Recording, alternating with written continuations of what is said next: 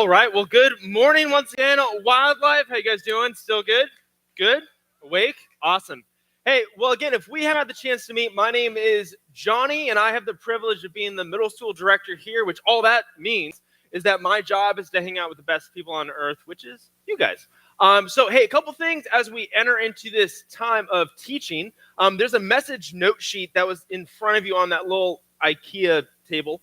In front of you, it looks just like this. I'm going to encourage you, go ahead and pull those out. That's a great way to follow along in this time. There's some fill in the blanks on there. So, if you're like me and you forget what we're talking about, you can look to that and go, oh, I remember that. Or when you come to life group on Wednesday, you can even bring that with you and kind of be a little bit more prepared about when we talk about that in life group on Wednesday.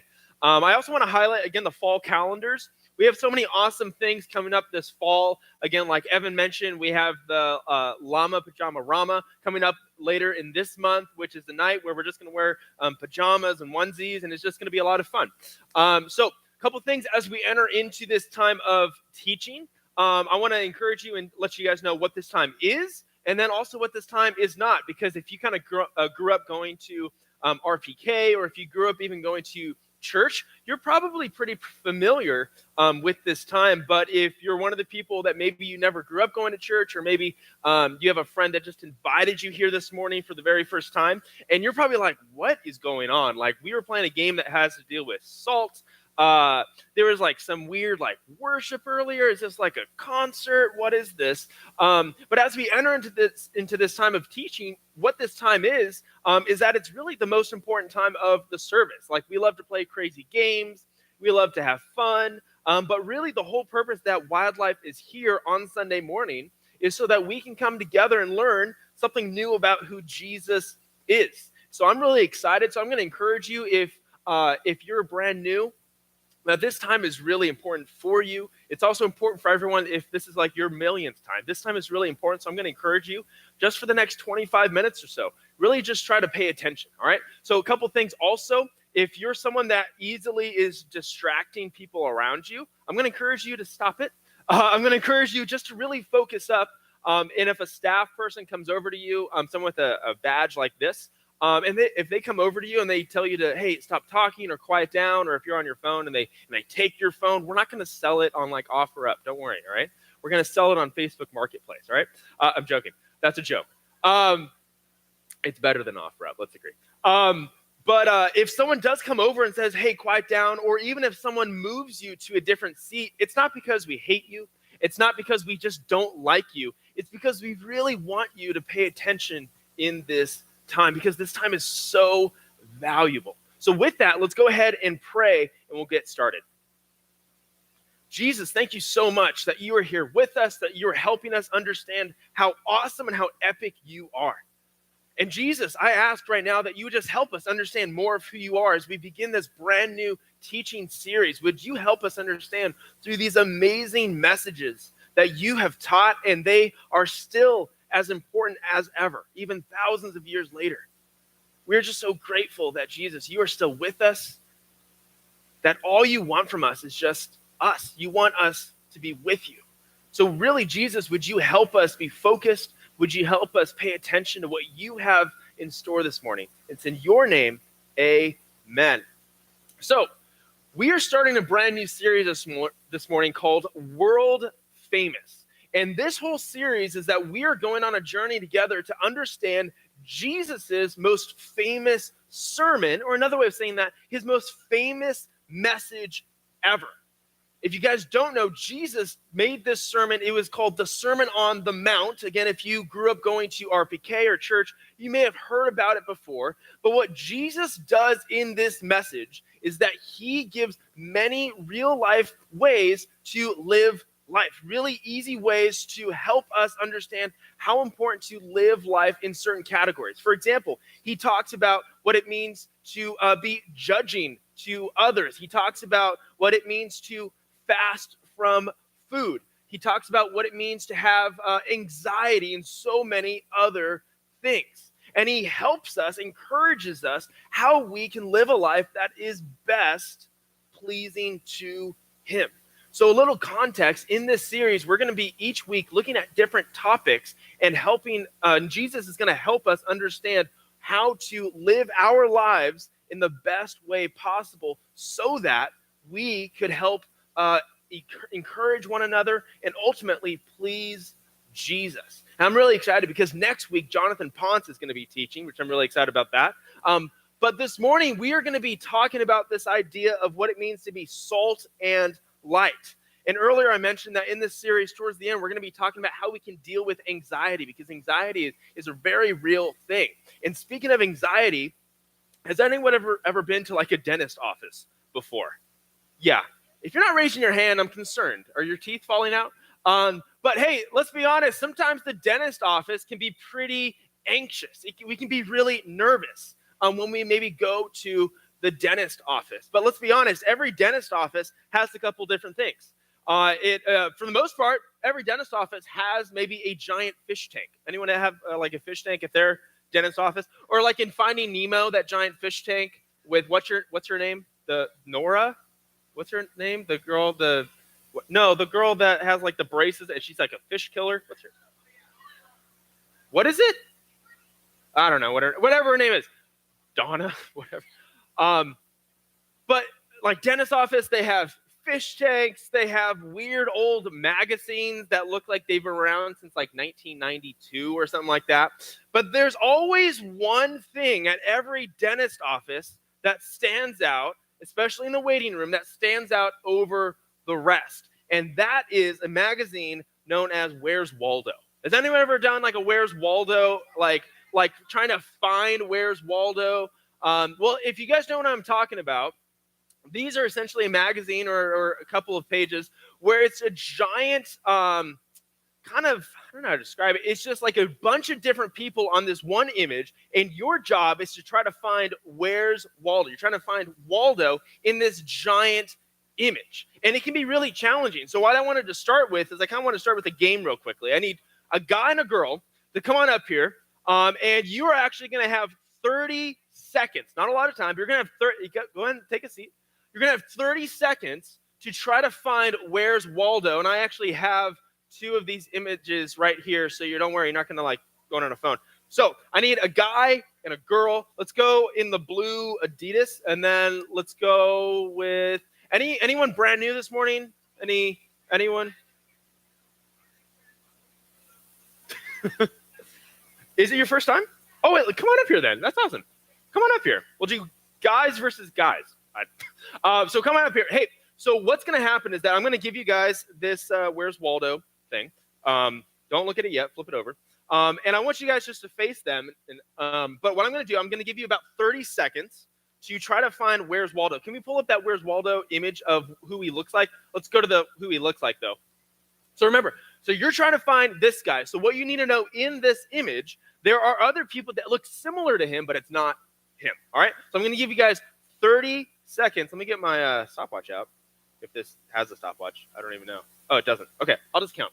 All right, so you have 30 seconds. Ready? I actually have one on my watch. Here we go. Ready, set, go. Hey, guys, go ahead and take a seat. Take a seat.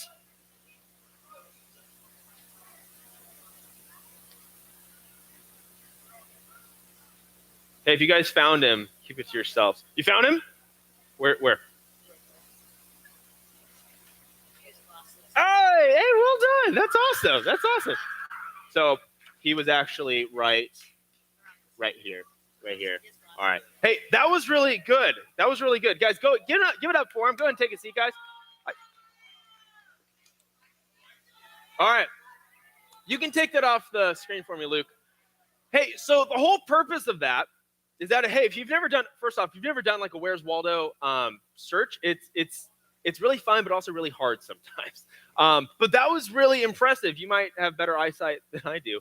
But the whole purpose of that is that when it comes to a Where's Waldo magazine, is that the reality is that Waldo is not standing out within the crowd. He's kind of hiding within the crowd. And I share all of that because this morning we're going to be talking about what it means to stand out.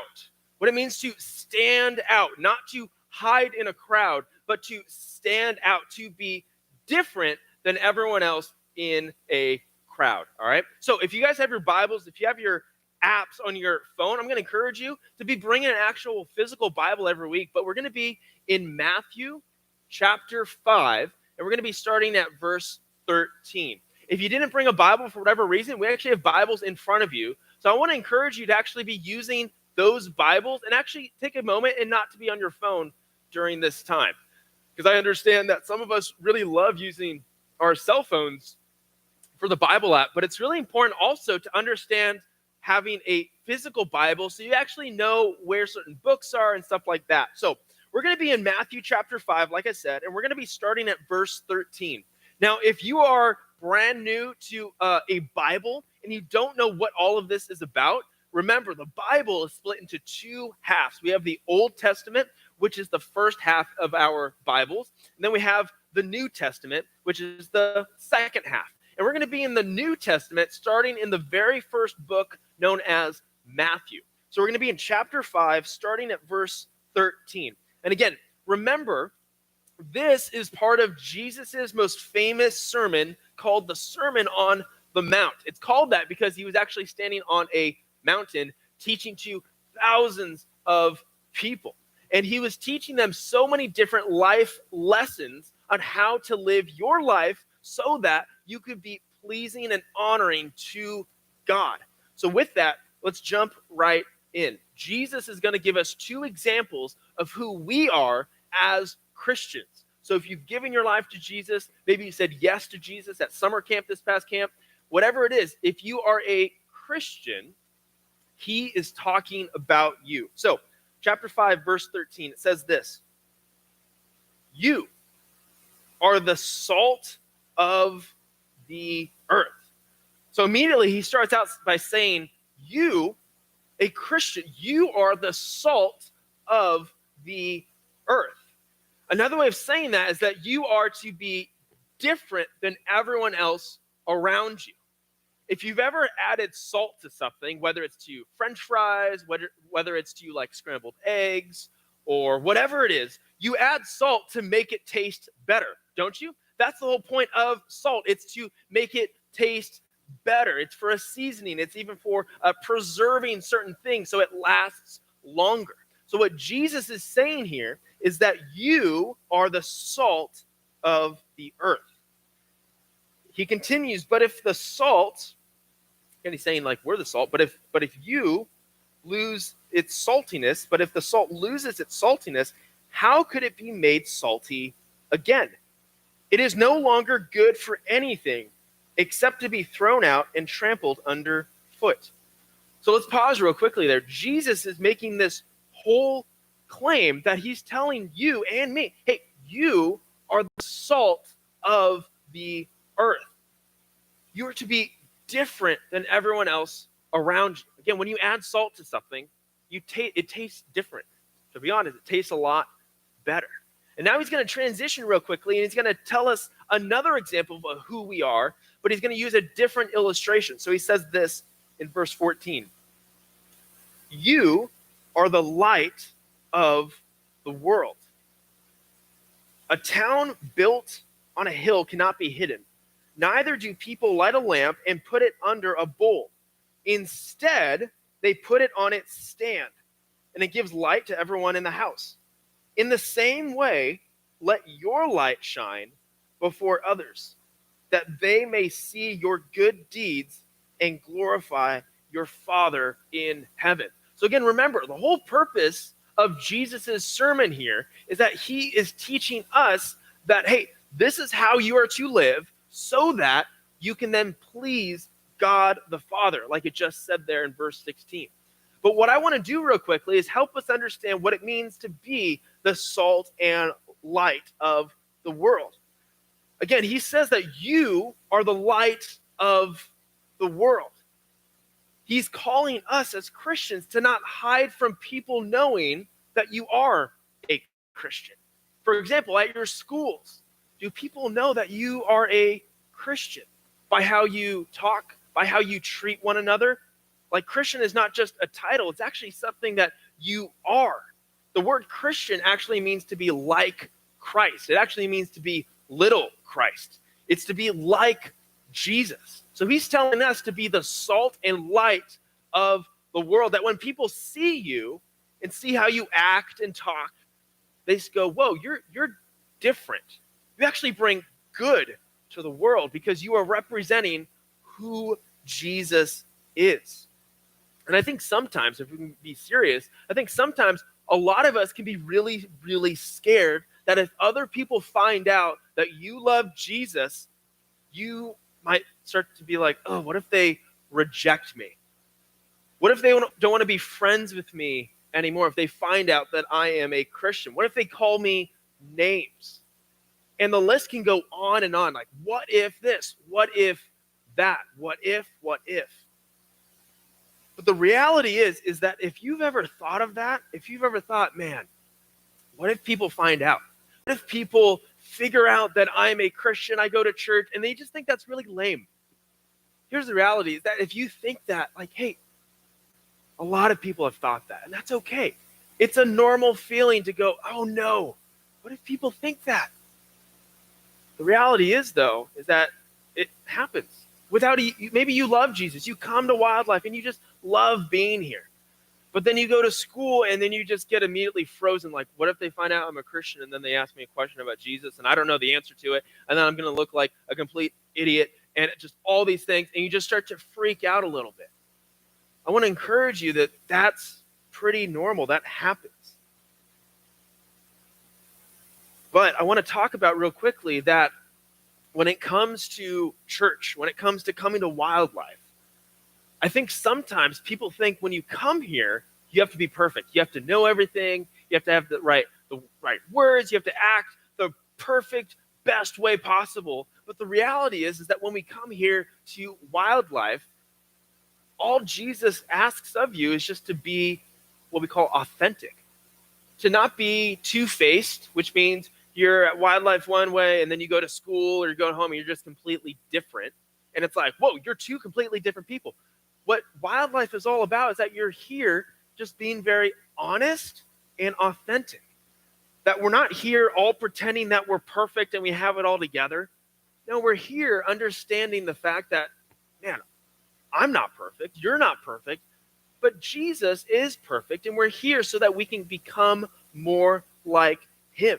Is that sometimes, even when you come to life group, you might be a little afraid to even talk in life group because you might go, oh, what if they find out about this thing going on in my life, or this struggle, or this addiction, or whatever it is? And you might think, oh, if my friends in life group start finding out all these things, they might not want to be friends with me anymore.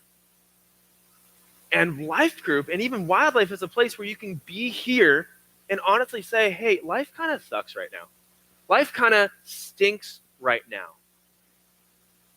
But the reality is, as followers of Jesus, we're to be the salt and light of the world, not being perfect all the time and faking it, but to be authentic, to be real. So with that, I have 2 points that I want to unwrap real quickly, unpack, with this question on your note sheet. It says this, the question is, hey, what does it mean to stand out? Again, we're talking about salt and light. What does it mean to stand out? Your first fill-in is this. You were not made to hide in the world, in the crowd. You were not made to hide in the crowd. Again, God designed you. He created you for an epic purpose. 6th grader, 7th grader, 8th grader, guy, girl. God made you for an epic purpose. Part of that purpose is not just to hide in the crowd. If you are like me when I was in middle school, I was very shy. I was very, very quiet. And a lot of the times I would try to hide in the crowd and not trying to be picked on or trying to answer a question. I would just be very quiet, especially in life groups sometimes. But as followers of Jesus, as Christians, we are not to hide in the crowd. Again, Jesus is talking about this illustration that we are to be the salt, and then he says the light of the world. And he talks about like a light should not be hidden below. It should be on a stand somewhere so that it can give light to everywhere. Because the whole purpose of light is that what? You take away the darkness. You turn on a light so that the darkness is gone. And as followers and Christians of Jesus, we're to be salt, to be different. When you encounter a Christian, there's something different about them, something good about them. And then light of, whoa, everywhere they go, they just show the love of Jesus. And to illustrate this real quickly, I want to ask Jeremy, can you actually turn those lights off for me? So to illustrate this real quickly,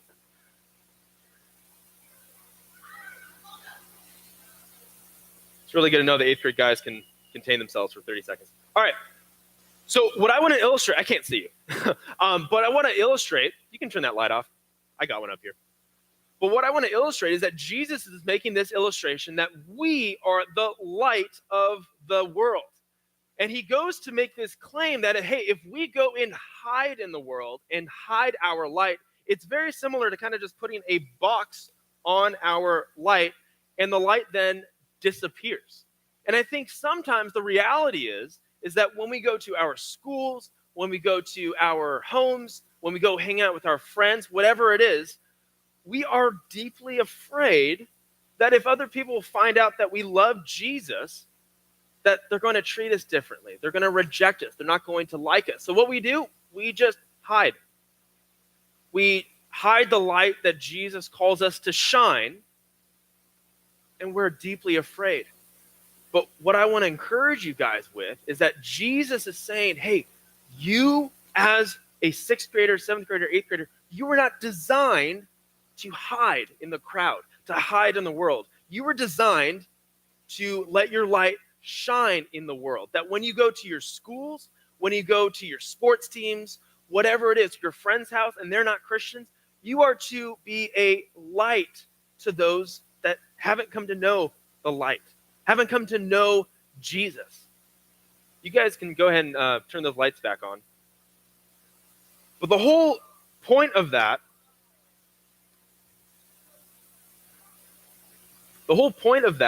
was to illustrate this idea is that you were not designed to hide in the crowd. That's your first fill-in. Second fill-in is this. You were made to stand out. It's a very simple point, right? We've been talking about this. What does it mean to stand out? You, 6th grader, 7th grader, 8th grader, you were designed by God. You were made by God to stand out. To stand out. And I think sometimes we don't fully understand, what does that mean to stand out? Well, in simple terms, it means to not act like everyone else in the world that's not a Christian. It doesn't mean that you pretend like you have it all together. It means that you trust and rely on Jesus for everything. It means that you act differently than how everyone else would act in the world.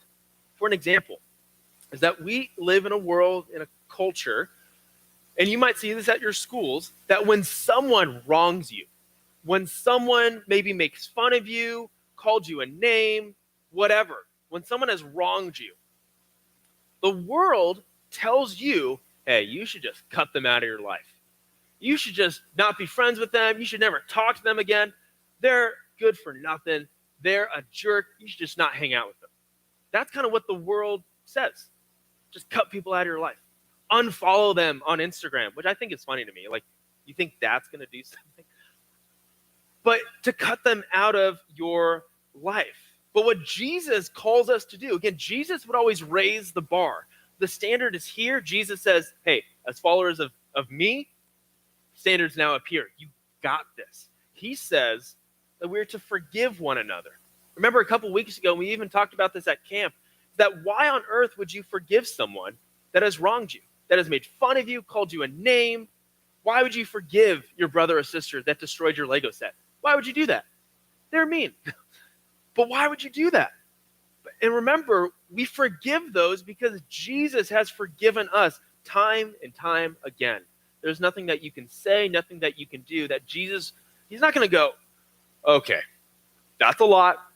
I'm going to think about this before I forgive you. No, Jesus immediately goes, you're forgiven. You've already been forgiven before you even did that one thing or even thought that thought or looked at that one thing. Jesus calls us to forgive those despite if it makes sense or not. We're supposed to bear with one another in love, to love each other, so that we were made to stand out. And what I love about this verse that we're about to read, Jesus promises us something as followers of him, that we're going to go out into the world. When you guys go to high school eventually, when you go to college, when you become an adult, crazy. It's crazy that you guys might drive one day. Scary. But when you go out into the world, Jesus promises us something. One, he promises, hey, it's going to be hard. It's going to be hard to be different sometimes. It's going to be hard to stand out in the crowd. But what I love, Jesus paints this illustration as he is leaving his disciples, as he's about to go back into heaven, ascend back into heaven. He says this in Matthew chapter 28, starting at verse 19. It's on the screen. I want you guys just to follow along with me. It says this: "Therefore go and make disciples of all nations, baptizing them in the name of the Father, the Son, and the Holy Spirit, and teaching them to obey everything I have commanded you. And surely I am with you always to the very end of the age." What I love is that Jesus promises us at the last part of verse 20, hey, I'm going to be with you wherever you go. When life gets hard, when you don't really understand a way out, when you fail that math test and you just completely just feel stupid sometimes, I was there. Whatever happens in life, Jesus promises, hey, wherever you go, I'm going to be with you. Not just for 30 days, not just for 90 days, not just for a couple years. I'm going to be with you to the very end of time. I'm going to be with you forever and ever. And I love that because Jesus promises us that when we do stand out in the crowd, it's going to be hard, but he's with us. He's encouraging us. The reality is, as Christians, we are the salt and light of the world, and that means that we get to stand out in the crowd. It's not something we have to do, like, oh, I have to do this. No, it's an opportunity. Man, I got to represent Jesus wherever I go. When I go to Target, when I go to Walmart because Target's closed, when I go to school, when I go and play sports, I get the opportunity to represent Jesus wherever I go. At school, at home, in our friends groups, in our life groups, sports teams, we get to represent Jesus. We get to be the salt, a little different. We get to be the light. We get to shine Jesus' awesomeness in front of everyone else. So with the time we have left, I want to walk us through one quick way that we can stand out this week. So on the bottom of your note sheet, there's a question. How can we stand out this week? Here's your fill-in. Here's the action step. How can we stand out? Be kind. Now, you might hear that and go, be kind. Isn't kindness really just for kids? Isn't kindness something like RPK or elementary school teachers tell their, hey, be kind. Be kind. You might hear your parents say that to like your younger brother or sister, like, hey, you got to be kind. Or you might hear them say that to you. Hey, stop punching your brother in the face. Be kind. I hope that doesn't happen. But a way that we can stand out in the crowd is that we can be kind. There's many ways to be kind. Again, we talked about this earlier. Forgiving one another without even thinking twice about it. When someone wrongs you, are you quick to forgive them? Or do you go, oh man, I hope they die. I hope their brother does punch them in the face. Or do you immediately go, hey, because Jesus has forgiven me, I'm going to forgive them. Man, yeah, I don't love how they treated me or how they acted towards me, but I'm going to forgive them. I'm going to be kind to them. Again, there's so many different ways to be kind. We could talk about kindness like forever. But being kind is something that Jesus calls us to do. He invites us into that. And a great way to do that is that when you're at Wildlife, are you being kind to one another? Even someone you don't even know. A great way to illustrate this is that if you walk up to someone, you have no idea who they are. Maybe they're brand new. Maybe they came with a friend. And maybe they look a little nervous. Think about this. Maybe the first time you came to Wildlife, that ramp down here, that thing's terrifying if you're brand new. Like, because you're like looking at everyone, you're like, oh no. I don't know anyone. I'd rather just go home and play Fortnite and talk to no one ever. But imagine that if you saw someone new and you immediately walked up to them and just introduced yourself. For example, I'll illustrate it like this. Hey, what's your name? Hey, Ellis, I'm Johnny. Hey, I'm new here. I'm a little scared. There's a lot of people staring at me right now. Some of them smell, if I'm being honest. Hey, I'm new. I just wanted to kind of introduce myself. This is kind of scary, but hey, what grade are you in?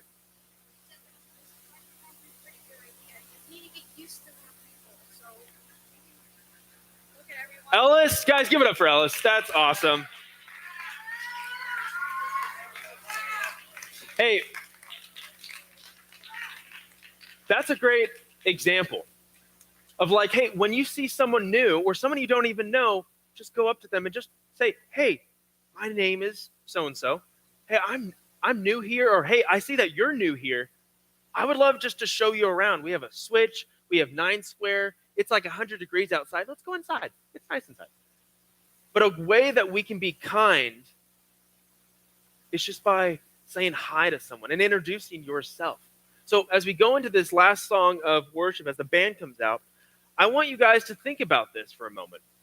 Where in your life do you need to be kind by standing out in the crowd? That when people see you, they see, hey, you're a little different. There's something good about you. You're really kind. You're really nice. Maybe it's at home. Maybe you really need to be kinder to your parents. Maybe your parents, if you're honest, just really make you mad sometimes. Hey, be kind to them. Maybe at school, you have that one friend or someone that's not a friend at school that's maybe really just a bully to you. And you don't want to be kind to them. You're like, why would I be kind to you? You make fun of me. You call me names. You pick on me. You be kind to them. It's not going to be easy. But again, Jesus tells us, hey, I'm going to be with you. When you don't think you got this, I'm going to help you out. Be kind. So I'm going to invite you guys to stand on up. And I want you guys to think about this again for a moment. Where in your life do you need to be kind? Maybe it's at home. Maybe it's in a friend group. Maybe it's in your life group. Maybe it's at school. Maybe it's at a friend's house and they're not a Christian. And you just need to be kind to them. Jesus calls us, he's made us to be the salt and the light of the world. So I'm going to go ahead and pray for us, and then we're going to enter into this last song of worship. And it's really highlighting this theme that, hey, Jesus, let there be light in this dark place. Let there be light, and let me be the light that other people see. So let's go ahead and pray. Jesus, thank you so much that you have made us for this moment. You have designed us perfectly for this moment. Yeah, we're going to mess up.